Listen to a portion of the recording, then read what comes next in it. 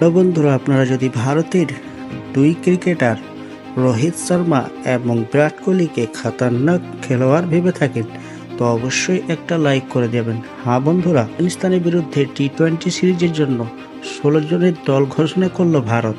সেই দলে রোহিত শর্মা এবং বিরাট কোহলিকে রাখা হয়েছে।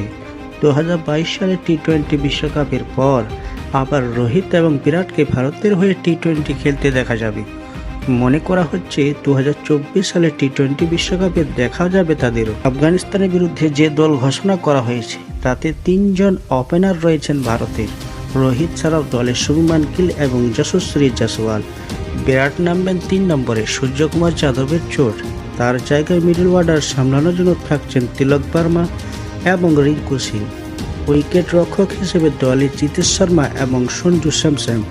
চোট রয়েছে হার্দিক পান্ডিয়ার। অলরাউন্ডার হিসেবে দলে রয়েছেন শিবম দুবে, ওয়াশিংটন সুন্দর এবং অক্ষয় প্যাটেল। স্পিন বিভাগের দায়িত্ব রবি বিষ্ণবী এবং কুলদীপ যাদবের ওপর। দলে রয়েছেন 3 পেসার আবিশ খান, মুকেশ কুমার ও আশাদীপ সিং। আফগানিস্তানের বিরুদ্ধে 3টি টি-20 ম্যাচ খেলবে ভারত। তারিখে খেলবে 11ই জানুয়ারি। প্রথম ম্যাচ মোহালিতে হবে, দ্বিতীয় ম্যাচটি হবে ইন্দোরে, সেই ম্যাচ হবে 14ই জানুয়ারি। শেষ ম্যাচ বেঙ্গালুরুতে 17ই জানুয়ারি হবে সেই ম্যাচ। সব ম্যাচ শুরু সন্ধ্যা 7টা থেকে ভারতের সময় অনুসারে। আসুন ভারতের একাদশ জেনে নেওয়া যাক।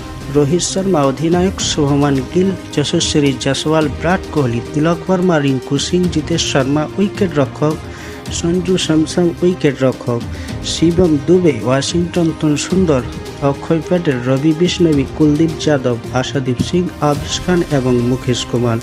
হ্যাঁ বন্ধুরা, ক্রিকেটের যে কোনো আপডেট পাওয়ার জন্য অবশ্যই আমাদের চ্যানেলটিকে সাবস্ক্রাইব করে আমাদের পাশে থাকবেন।